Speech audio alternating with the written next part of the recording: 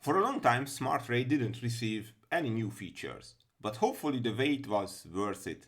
In this update, I have added something many users have asked for: cable tray bill of materials.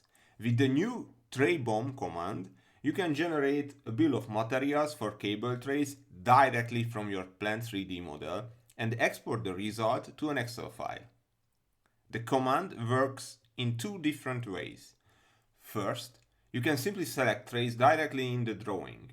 Smart Tray will collect the data from the selected trays and generate the bill of materials.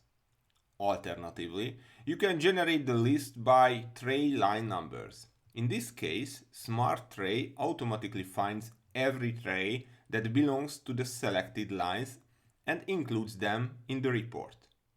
The exported Excel file contains useful information such as line number, description, nominal diameter, quantity, and the total length of straight trays. Straight trays are automatically grouped together and their total length is calculated, while fittings are counted and listed as well. Also, a small improvement in this update: the pipe to tray and tray to pipe functions now automatically use the correct spec from the selected elements, so you no longer need to switch specs manually.